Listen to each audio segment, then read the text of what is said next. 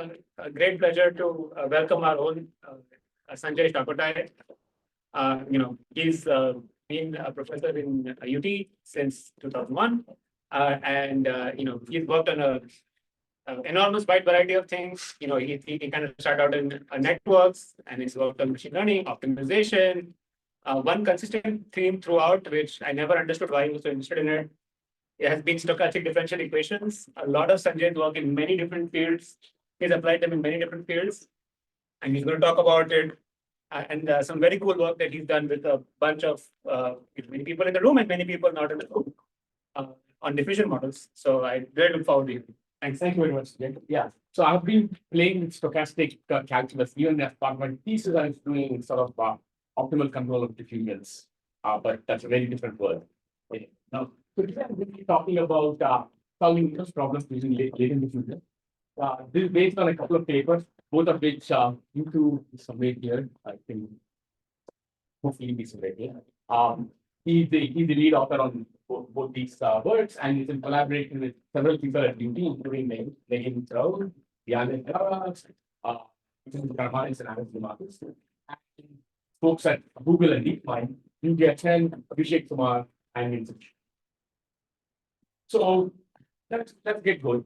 So the problem is, we all solve inverse problem, meaning you've got in a system, you've got some ground truth image, you've got some imaging system that takes a picture of that, but maybe a noisy version. The noise could be one of the various different types, and so you get some noisy measurement. The problem is, starting from this, you want to reconstruct the original image. Okay? And this problem in general will pose because there is no unique solution to go backwards. There are infinitely many solutions. And these kinds of problems have been tackled for decades, if not hundreds of years, in different columns. Okay? What I'm going to talk about is a sort of statistical way of thinking about it. Using sort of prior knowledge of what an image should look like to essentially come up with the sampling solutions to find the ground truth. So that's examples of the kinds of inverse problems that we'll be talking about today would be sort of free-form image. So some part of the image is wiped out and you want to reconstruct. Or motion deep learning. You've got the imaging system is moving, and so you get this kind of an image and you want to reconstruct. Or super resolutions, where you've got post pixelation of this image and you want to come back with a higher resolution version. Or a Gaussian deep learning, where essentially you have a Gaussian kernel which is blurring. It's a different type of blurring. Unblur it, get back. These are all different types of inverse problems that we are going to talk about. And so one way of solving these kinds of inverse problems is supervised methods, where you train a model essentially, which is given pairs of images. A character image, in this case a box in painting, and a clean image. And just train a model for a particular type of data set, a particular type of curve sheet. You train a different model if it's a random painting. You train yet another model with a motion deep learning, and Gaussian deep learning, and so on. Typically, these kinds of methods are by far the best quality in terms of reconstruction, but are very specific each type of corruption and potentially each type of data set as well. If you go out of distribution, again things will change. More recently, meaning over the last decade, people have started thinking about unsupervised methods of solving this problem. Essentially, the high-level idea is the following: suppose you could develop a model which gets sampled from images. So images are, so just think about any image as just a huge high dimensional vector. So for example, if it's a 512 by 512 by 3, some tens of thousands of dimension vector. And all I want is, but it's not an arbitrary vector. There's a lot of structure in this vector, and there's some distribution over natural images. So suppose you have a box that can generate samples from the distribution, and you're given some sort of measurements. You can think of this as some side information. And so all you want to sample is from a conditional distribution. You want to sample from the distribution images, condition on some information. So this is sort of the sampling viewpoint of reconstruction. And the advantage of this kind of thing is hopefully that you can solve several types of inverse problems simultaneously using the same model. And the reason that these things are today the most popular way of doing these things is because of essentially, first, there's a wide availability of generative foundational models. So there people have spent enormous amounts of compute and an enormous amount of data gathered from the internet and other private sources to actually construct very, very good samples. So you want to use that somehow because you'd like to leverage somebody else's work. And you want to just use that to do your own job. So that is, you don't need any expensive retraining for different types of inverse. There's also one more advantage of the sampling approach, and Alex has talked about it several times in the past, which is that regression to the mean. If you have many, many solutions, and you want to, if you try the maximum likelihood type solution, most likely it's going to pick the average of these things and lead to blurry images. What you want to do is just sample from this. And Alex and many others have worked on this, and he's actually given talks on that issue. So for various reasons, unsupervised methods and using generative models is the go-to solution. In terms of generative models, recent history, various autoencoders, the GANs were very popular sort of 8 years back. And since about 2015, diffusion models have emerged as sort of the go-to generative model. Starting with the Dickinson, and then score-based generation models, DDPMs, DDIMs, and then looking at all these things together through the lens of stochastic diffusion. So this is sort of the recent history of these kind of things. So I'll talk about, spend about 5 minutes talking about what's a diffusion model. So what we have to start with at time zero is lots of images which we have already collected, which are from samples which are typical samples of the natural distribution over images.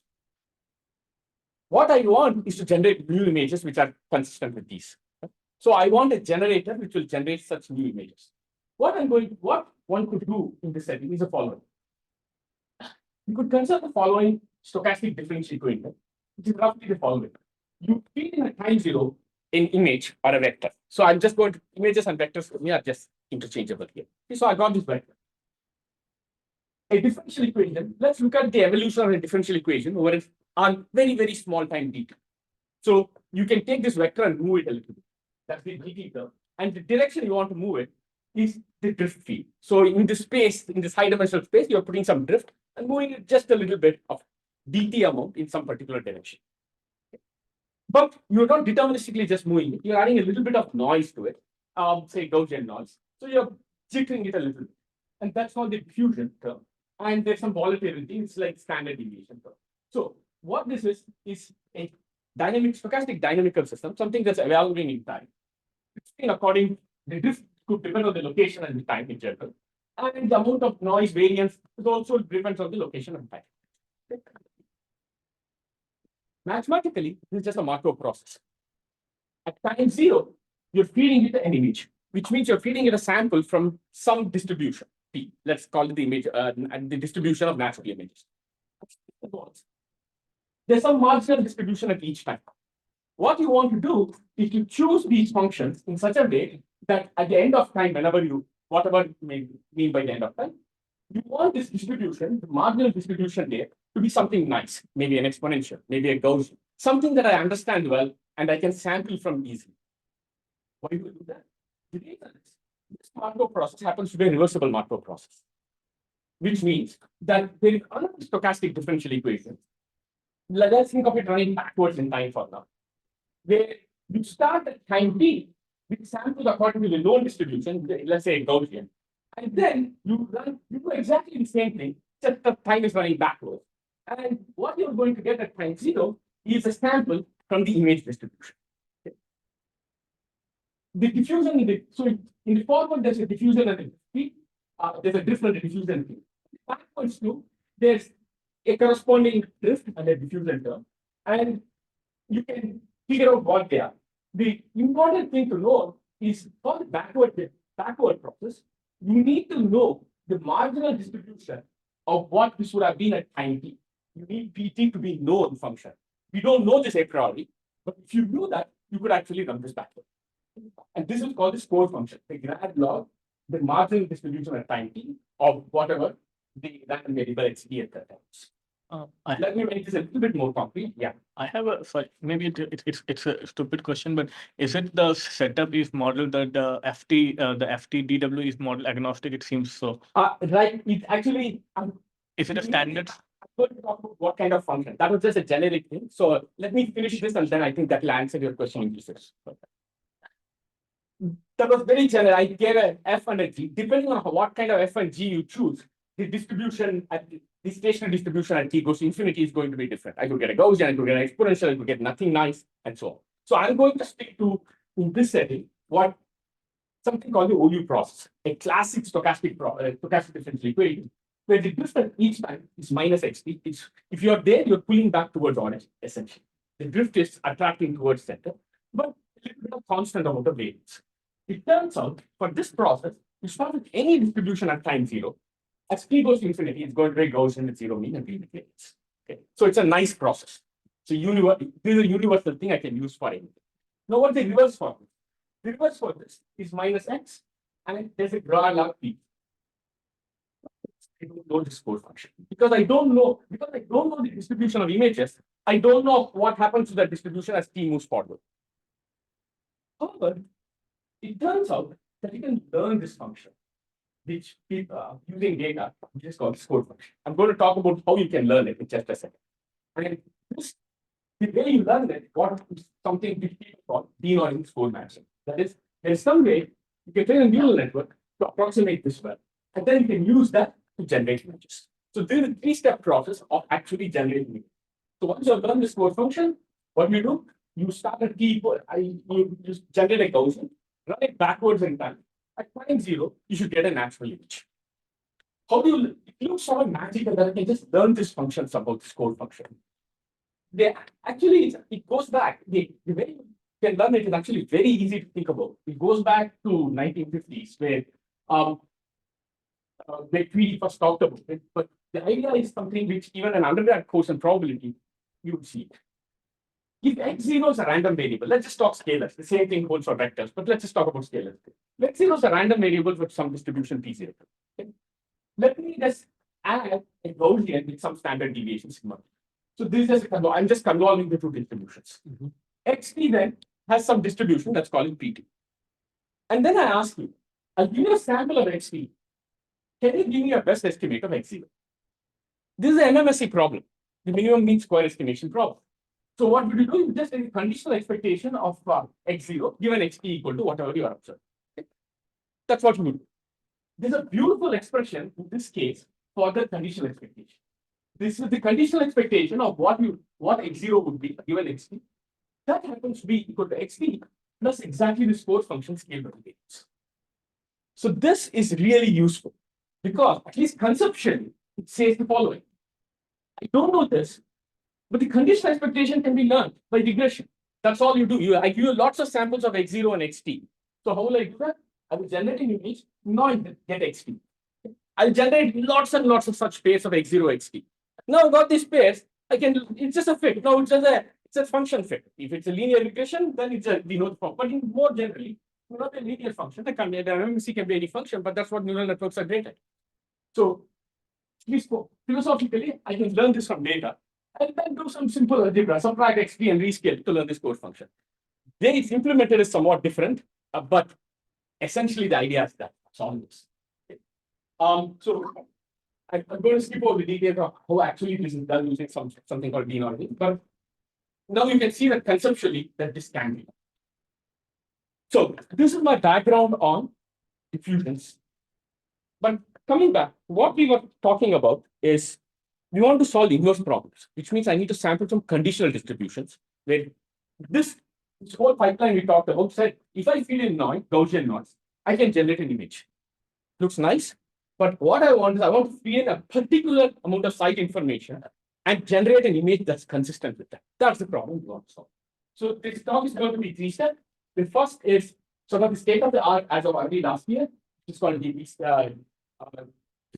fusion posterior sample. This is from IEEE last year. And this is work by Sanjay et al. This is not our work, but I want to talk about it just as background. And then we'll talk about two recent papers. One with Alex, Constantine, Negin, Litu, Negin, and Yanis. And the other with Google Forms. Both sort of lead to being the first one was at Murex, and the second is going to appear. So the problem is that I want to sample from a particular density region. Is that the problem? I'm going to state the problem again. I want to sample with a particular conditional distribution. So, suppose the data distribution is P data. This is this. I've given you this measurement. Let's say this is a model for measurement. Y equal to AX naught plus some noise. Now I want to sample from P data of X, not P data, P of X given. I want to sample from the conditional distribution. That's all the problems. Okay. So I want to use the knowledge of the ground truth distribution, use the side information to do that new side. So how does DTS do this? Okay.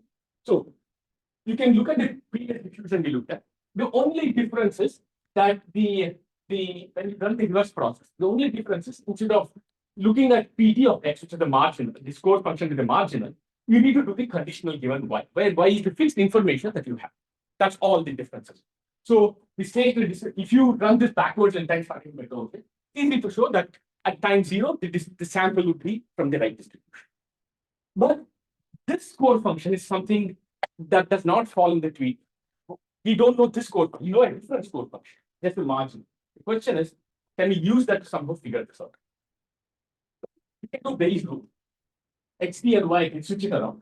So P of XT given Y, you can write a P of Y given XT, P of XT, we have taken a log, so it just adds up, and some normalization term. If you take the gradient, the normalization term goes away. So you need the gradient of this and the gradient of this and add it. But the gradient of this is just the score function. We have already learned. So really the question is, how can we learn this gradient of the measurement given XT? That's really the question. Are you with me so far? Good.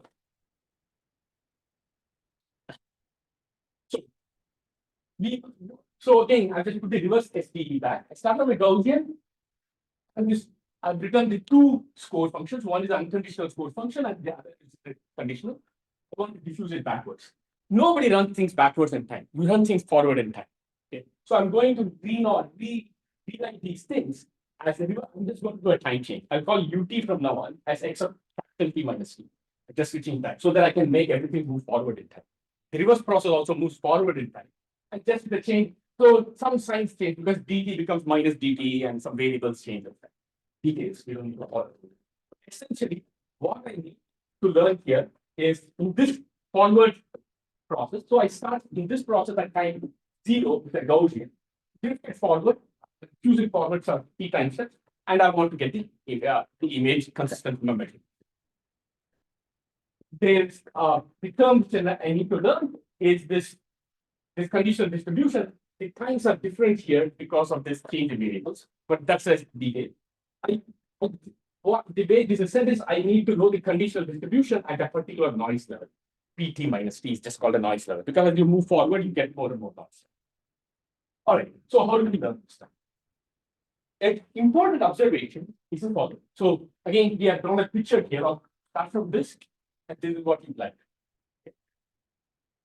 At this point, we want to get the distribution. We want to know a functional form of the distribution of the measurements given this particular image. What we do is the following. Time 0, we know the distribution of the measurements given the true image. Why is that? Because that's a measurement model. We just y equal to a u plus noise. Okay, so this thing is just a Gaussian. If you have a Gaussian noise model, this particular quantity is a Gaussian, the mean which is shifted by whatever measurements you have. That's all it is. When I take grad log of it, it's just a quadratic. Okay? If I take the log of it, it's a quadratic, I take gradients are linear. So this is something that is easy and that is known. This is something which we wanted. These two are related using total probability theorem. So you just condition on a further thing and integrate it out. You can relate these two things. It's just a two-line calculation. And that was the observation that Sanjay made to actually get an interesting system to work. That the conditional distribution of y given ut, this is at time with e, can be written the average over some particular distribution of something that is known. The distribution of y given the true image. Okay? You just need to average it with respect to a particular conditional distribution. The problem still is that I've just pushed it from one place to another. This is something I do know, but we don't know this distribution. So how does this help? there are two distributions floating around here. There's a conditional distribution here, there's some other conditional distribution here. For just a minute, let's think of this conditional distribution as just a function. Okay. So then this is what is given. This is what we're averaging over, this random variable. So let me write this function as g of top, just this, some weird function, but that's what. Then what we are asking is e of g of some random variable over some particular distribution. In an approximation, maybe not a very good one, stop the expectation. It's a really bad, lots of people are going to be shocked. It's a really bad approximation, but this is an approximation. Let's swap the expectation on this. Now, this is a function I do. This conditional expectation is exactly what 3D's formula does. But 3D's formula tells you how to estimate certain types of conditional distributions using the score function. Previously, we used that formula actually learn the score function from samples. Now that we have a score function, we can go back and learn we can estimate the conditional distribution using the pre-learned score function. We just use the same formula in a different way. So what property does G have? Yet to be decided. Right now, I'm just saying G is just this. I'm not saying this. The approximation can be really bad. I'll show you what. I'll get to your question maybe in 5 minutes, 10 minutes or so. Okay. Right now, I'm just saying what is being done. This is the state-of-the-art method as of our last sum. There are several problems with this. It works well for you. This works very well. But the first problem is that it's hard to scale to high resolution images because these are all working in pixel space. All these. Second, you need different models for each data. As your data set changes, you need to retrain your score function. And so if you get out of distribution samples, the problem. And of course, the big elephant in the room, we are switching an expectation and a function, and it's not clear what exactly is wrong. So what is the issue with the gradient? I didn't understand. Why does it? So no, next one. So gradients compared in pixel space. Yeah. So why is it problematic for high resolution? Because the number of pixels stays 512 by 512 times 3. So you need to do all the calculations in the high dimensional space. I would like to do all this somehow. What would I like to do? I'd like to project this down to very low dimensional space, do all the diffusion in low dimensional space, and use my VAE, my encoder or decoder to lift it back. So that's computation was fast. This takes a lot of time to actually generate or sample these images. Typically, how many steps of diffusion take? It's about order of 1,000 steps. That's an expensive computation. So that's all I was trying to do. So the question is, can we diffuse and there are two questions to ask. Can you do things in some low dimensional space so that you can deal with the computational influence so you can generate image faster? And two, can we sort of deal with these issues of this change of expectation and function? So this brings us to this gives us background so far. So right now we'll start talking about what we actually did. First is sort of from this new paper with with many of the authors in this room. So what you would like to do here is the following. Take the image, project it down to a lower dimensional space, and then do exactly what we did right with DBS. Take an image, project it down. Let's run the forward SD to get noise. And then do this time change of variables and all that stuff. Then instead, in the lower dimensional space, transfer a Gaussian, diffuse it forward, and then lift it back to the image space. This is not about conditional sampling, this is an unconditional problem. What's the conditional version of the same? The conditional version of the same is do this. Instead of using just the score function in the latent space, use a conditional score. You need to do something conditionally. Now, why is this potentially interesting? We've got here available sort of encoders, decoders, and score functions. Somebody else has done it for us. Okay, in this case, stable diffusion.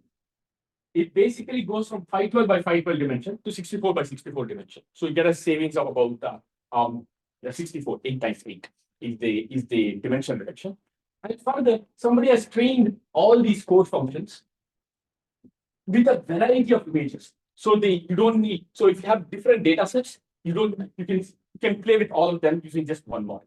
Okay? So this is really we are riding on the coattails of somebody else's hardware. They have trained this model and we want to use this. But again, same question occurs. How can we find this? You could do exactly what DPS did, okay, in this case. In the latent space, to base rule, you get the unconditional score plus the conditional y given CD. Do the switch of expectation and the function. There's one small thing to be done, which is that since in the latent space, the measurements are actually in the pixel space. So you need to actually not condition on the image itself, but the decode of what happens. So because everything is happening up here, you are down here. You push forward, you then decode it, and that's the condition. Similar sort of total probability theorem holds here as well. But this equation is true only the encoder and decoder one-to-one match. If it's not, in fact, they're not one-to-one matches. So you could run this algorithm as is, what we have said. And this is just the latent version of DPS. Nothing like that. It's not very stable. But there is the following property which we know as well. If you get a valid latent vector, what I mean by valid is following, and you decode it, you should get a real image. And then when you encode this back, you should get back the same. So this is ideally you'd like this property to hold. If you, in general, if you just have a pixel map as opposed to an image, which is just a vector of high dimensions, these kinds of things we not generally do. But for the images, we want this property to. So Aryan asked expectation and function, we switch it. What can we say about it? Let's just ignore it. Let's continue to just switch the expectation and function right now. But let's do a side thing to try to regularize that. Hopefully that things will work. Regularize is the following. So you have Z. You start with your diffuse things. You are at some particular point. You can find a conditional expectation at this point. You decode it, you're going to get some. Let's say the image that you get. So let's look at say measurements are actually a box in BT. The same idea works in other things as well, but for simplicity, let's say this is what the measurements are. You have a hole and what you fill. So let's just glue things together. Let's take this. This is what is predicted. Delete everything else except this. Stick this back in and decode. Meaning Z hat P is stuff. Get the X hat into the decoder of what you see. Mask out everything for which you know stuff. Add back what you do know and import it back. Suppose you do this. And then you add a regular rating term this one. When you're drifting through, make sure that that's also added to this. The first term is exactly the previous thing. This has a switch of an expectation and a function. Leave it out. Just add one more term. We are really not trying to fix this directly, but sort of indirectly trying to deal. What can you show for this? Yeah, but since this is coming up like too frequent, like the function of expectation is expectation. Is it an empirical thing that observe that it works well?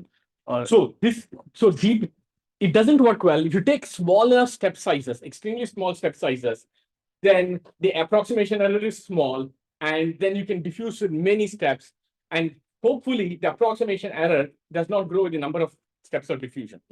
This is all hand wavy, okay? Because if the approximation error actually grows exactly as the number of steps, then increasing the number of steps is not going to help in any way. Okay, but it seems to work to make the number of steps large enough. Okay, no theorem, no proof here. I'm just making a statement. But we can do something much better. I want to get to that in like another 5 minutes. But in any case, you can do this. This is what we call the doing objective. Essentially, you're looking for a unique fixed point in the encoder decoder space, in addition to pushing this condition. What you can prove is in very, very limited in this case. In a linear model setting, you can show, and if there's a unique solution, this actually will do exactly. That's something you can show. But more empirically, this was late last year. This was the state of the art method, which is you detect images from the Y. These are particular images from the Y.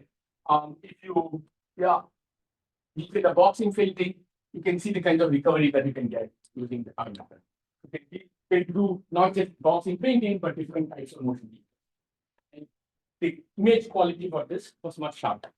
And the reason for this is really that we are riding on the coattails of stable diffusion. Somebody has done all the hard work to actually come up with a very, very good latent space. So now we don't need to retrain each one. We have already got that. And that's really the benefit. If the real contribution of this work is to figure out how to use somebody else's pre-trained generative model to actually get things done. Do you have the performance without the regularization? It's in the paper. I don't have it in the slides. Okay, because I want to actually get to it's without the regularization. It's called LDPS, and you can see it is worse than this. We did all these ablation studies. It's in the paper.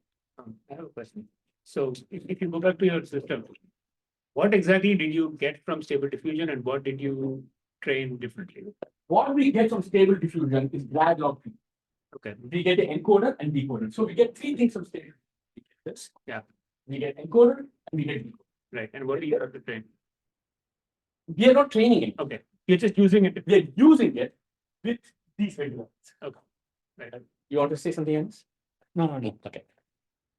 I'm just using those black boxes. Okay. Got it. Now let me actually in the interest of time move to the next part, which is let's actually try to address this. Let's not try to add a regularizer. Let's just try to fix the expectation and the function. Okay. We want to go back. So this is this paper. This paper is called second order PE from Sanjay Shakkottai. It's going to appear in CE here.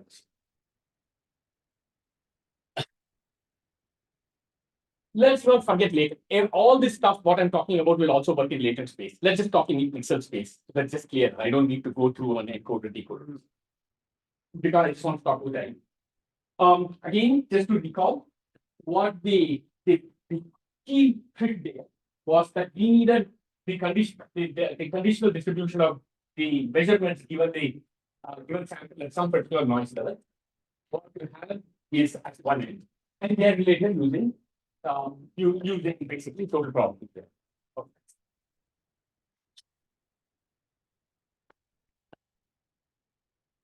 We know that if an exchange of an expectation and a function is really a first order Taylor's approximation.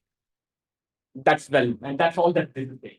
So if I take this as a function and I look at this, let's write the expected value of it as U bar T. And let me do the Taylor's approximation. You get this first order Taylor's term which has used by the U bar and some Taylor.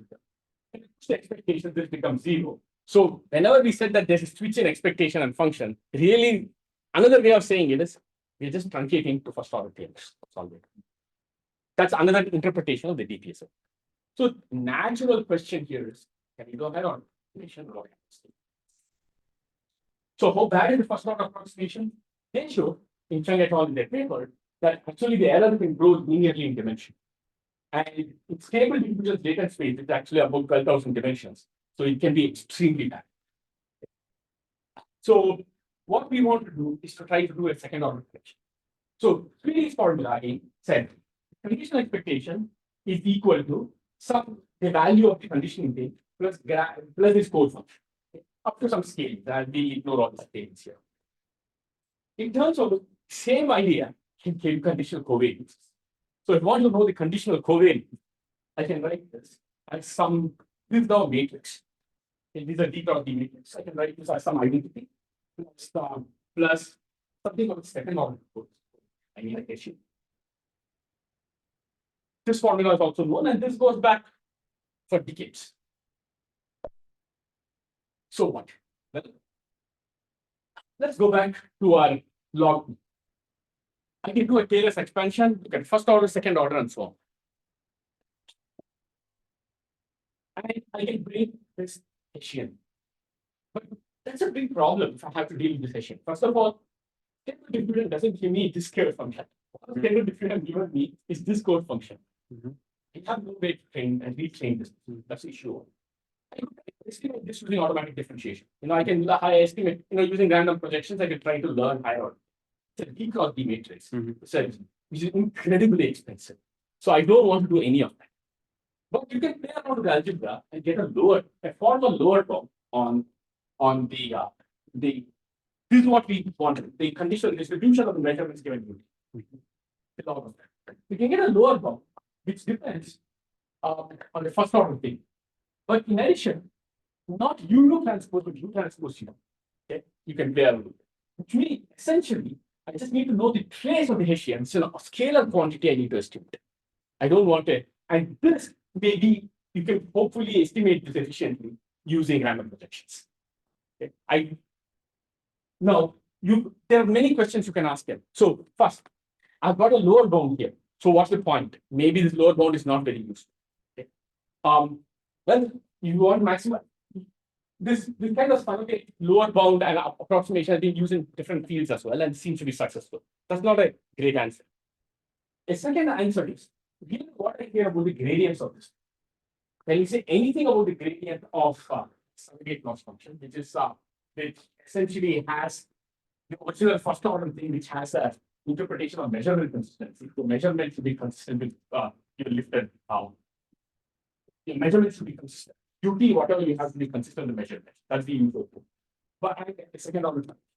So we can show that if the ground truth happens to be Gaussian, okay, truly Gaussian, it's not. Images are not Gaussian, but if they were Gaussian, then this gradient, and I look at this function, look at the second order approximation of second order truncation of this function, then this gradient is correct up to a scaling which can be absorbed into some step size. Okay, it's actually exactly what is M. So this requires some assumptions of eigenvalues of the Hessian, and L is some parameter. The upper lower also right? Exactly. And that's where this comes in. And so again, any of these things can be, in practice, you have any hyperparameters for step size. All this is sort of buried. So what are these kind of conditions here for this bound to hold? Some bounds on the eigenvalues of the of grad. Like what is the flavor? M. It should be M times P kind of thing. Some Yes. Okay. some range on that stuff. Actually, a lower bound. Upper bound is not the issue. The lower, how negative can the eigenvalues be is what.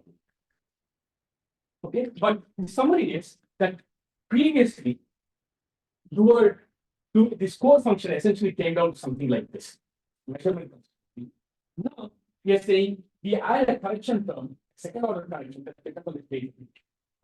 So we still don't have an issue, but this allows us an interesting file, and this is the SPSL algorithm. So you have some measurements, you lift it, that's Y, lift it to pixel space, A transpose Y, you encode it, so you push it down to latent space. Then, so that's step one. Then initialize the reverse process at the end of the forward process, meaning I diffuse that forward till finally. So I don't pick an arbitrary Gaussian. I pick a Gaussian, essentially latent space, which is consistent with my measurements. So I'm going to start with that. Good. Then I'm going to run an inner loop of stochastic approximation. So at any point in time, so let's say that I need to move forward, right, in the diffusion from in the latent space. I will at point T using trees, I can figure out what should I have, what would be the expectation at all the way if I don't need to be. I get that. I can use that to enforce measurement consistency. Okay, so I decode that. I get this is sort of an applied A. So if this was actually exactly the right thing, it would be what? So that's the measurement consistency. This is another way of thinking about any of the earlier things we talked about. Just measurement. That's one step. And then do this trace of the Hessian. But we're going to do it in a very lightweight manner through Gaussian projections. So there I want to do a single sample estimate, the trace of the Hessian. So there are a bunch of methods. So Hutchinson's trace estimator is one piece of it. It says that if I have a matrix A and G is a random Gaussian vector, G transpose AG, the expected value is the trace of it. Then there's an automatic differentiation piece through an expectation. You need to put these pieces together and say, I'm going to do it with just one sample. Okay, I'll just pick one sample and get one step. And I will run that in a local loop for several steps. Okay. So this is essentially a stochastic approximation happening there. Sure. So, and then as time progresses, there's some sort of pathway diagram. So there's this 2 time scale algorithm where the outer is the reverse process and the inner is stochastic average. And finally, so I've done this stochastic averaging for several steps. Then I move the diffusion forward one step. That point, what do we do? You move forward.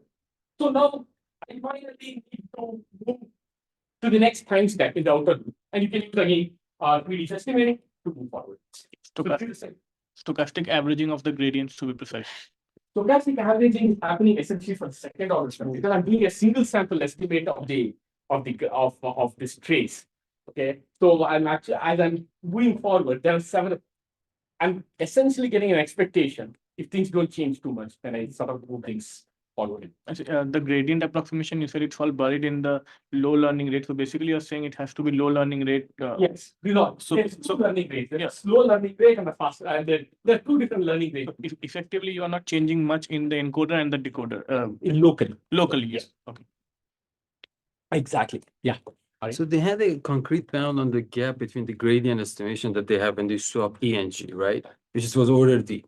So you're going to second order term, so you expect that to go down. So it's less than or equal to. But you have a variance that is coming from the estimation of the Hessian as well, right? So when you put everything together, can you show I that? don't have any theory terms. Okay. This is a method. I'm just going to show you methods, empirical results. Okay. I gave you intuition, but that's all here.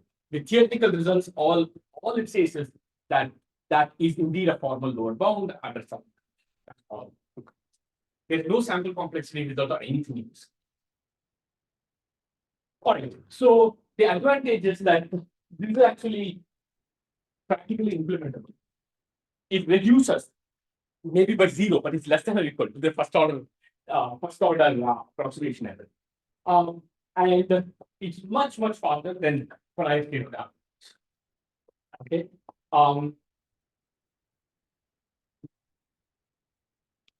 So again, I've talked about the other methods already, so I'm going to skip in the interest of time. But, you can think about it doing alternate ways, but that requires sort of new score functions or Hessians. Okay. So first let me start with the computation side of it, and then I'll come back to actually the performance itself. So the computation side, really, what this allows us is to use far fewer number of steps because I'm reducing the approximation error. So as an example, so SPSL essentially uses only 50 steps, whereas other methods prior to this in latent space use about 1,000 steps. Of course, now I'm running a stochastic approximation locally. So I have much more neural function evaluations within each step. So that multiplies things by 5. So this is in terms of NFTs, neural function evaluation, this is what we look at.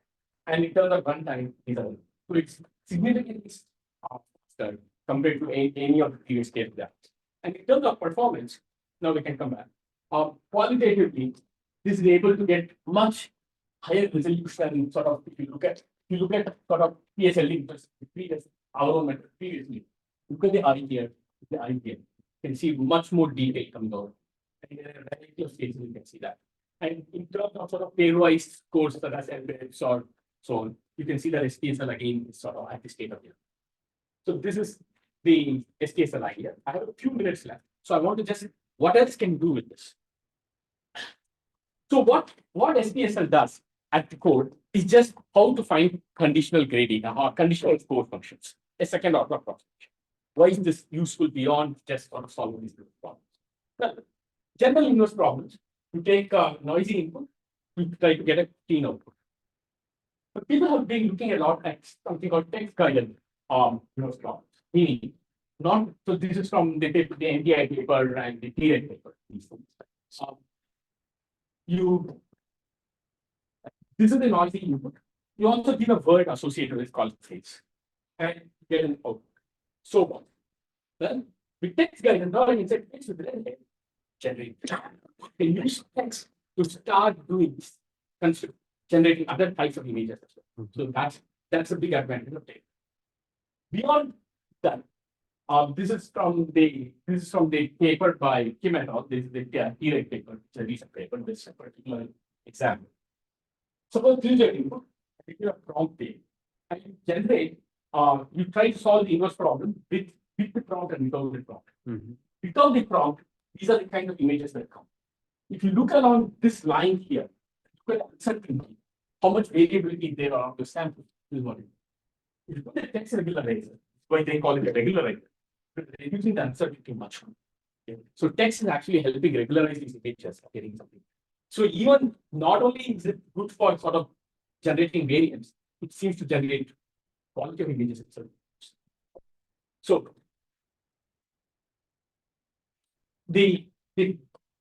how do these kinds of methods work?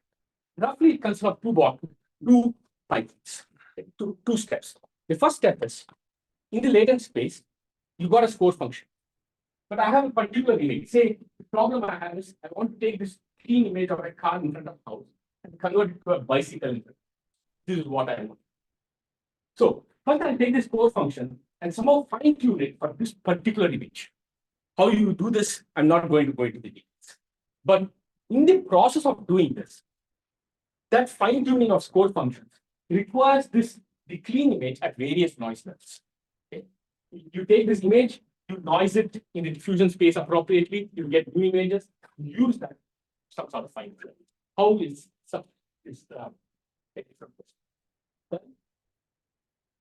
if you want to simultaneously do noise and doing denoising and this kind of this text-based editing, it's hard. So that's where SPSL comes. You can now put SPSL into that to sort of do the denoising at that level as well, and you can change the methods there. That's the first step. The second, so once you have basically figured out how to create quote unquote image personalized core functions, you can do something more. Now you want to sort of swap car to bicycle. So this again an idea that's new. The way people do it is first you got these personalized core functions. You want to use these personalized core functions to do this swap. And this, I'm not going to go into the details. There's a box that can do it. I can talk about it often. So can you go into detail and do latent vector? Now you can use sort of PSLD-like ideas, or in the third step, you can add one more thing saying, hey, given my latent vector, I want to make sure it's consistent with the kind of with the house I want, because I want the same house in the new image and not a different thing. So I can do some push forward project and to maybe some extract features and do some contrastive loss. So that's the third step you can do. So that's what we are doing. We are putting SPSL in two places. We are putting SPSL in one place and sort of a contrastive loss. So I'm at time little t. I need to figure out at capital T, the clean version of it, because that's the only thing I can decode and check. My measurements are in pixel space. So I need to, the conditional expectation is not just using push forward. It's very bad language, but that's what I'm saying. So in terms of performance, putting these various pieces together, what we can do because of SPSL is to invert both correct and clean images with a given call. And also be consistent with sort of features in the original image. So these are several examples of the kinds of things that's possible. There are some more sort of examples, even with just pure clean images. But the ground truth, if you previously context inversion is a recent paper, this is the previous state of the art, you can see that I want to convert a high quality photo on a cat to a fox. This is what you get. Features are not consistent, but you can actually get features also be consistent if you use this like that. Since I've sort of gone 5 minutes over time, I just talked with sort of limitations. If you have large blocks of missing pixels, SPSL still does not work because essentially it requires, so in the first step, if you think about it, in the algorithm, we grounded on a latent, which we hope was close enough to the right measurement. And essentially all this stochastic approximation and all that is some sort of local search. If you're too far away, then it breaks. So you need to actually shrink the step size further. Maybe there are other ways to think about it. We'll stop this. We'll wait here, and thank you for your time.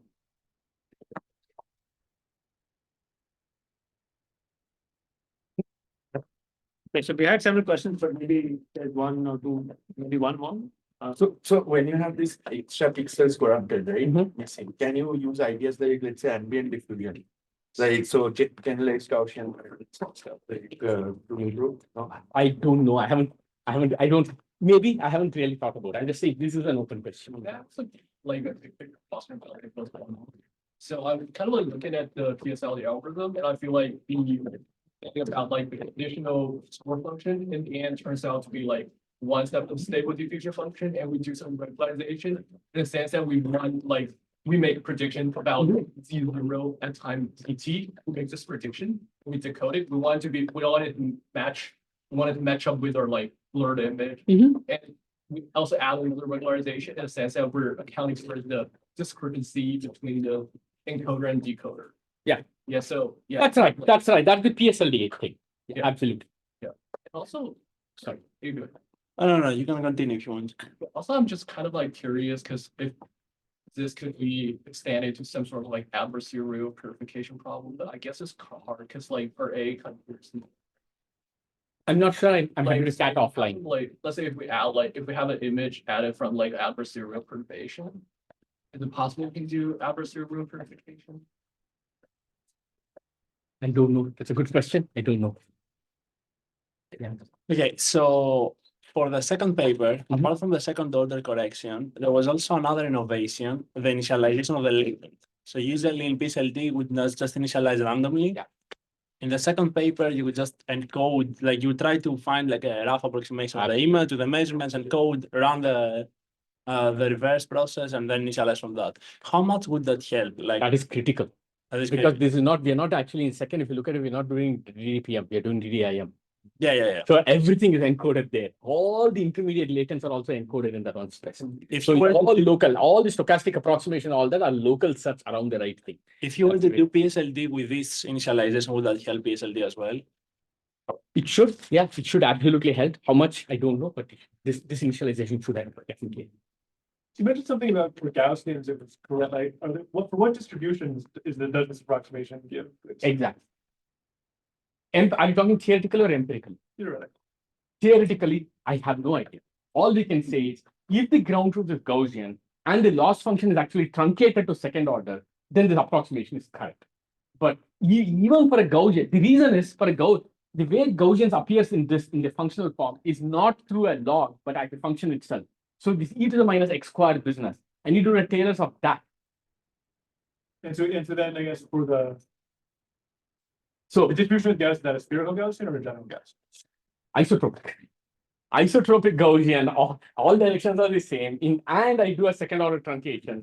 This is correct. So this Okay, is for, that's the only theoretical guarantee that is here. is this for the tracing? For what? Huh? Are you guys talking about? Yeah, the trace, So not the that's trace not like- inequality, the trace approximation. Because we are doing UU transpose, we are replacing by U transpose U and doing something with it, some matrix. Right, so that's not generally applicable. That doesn't hold in general unless you make this assumption on the distribution. No, it's a lower bound. It's always a lower bound. Right. His question, I think, is when is the lower bound equality? That's how I'm interpreting his question. Like when, I mean, real good, like when will the sampling sample rate? B, Then you say empirically it works. How do you know?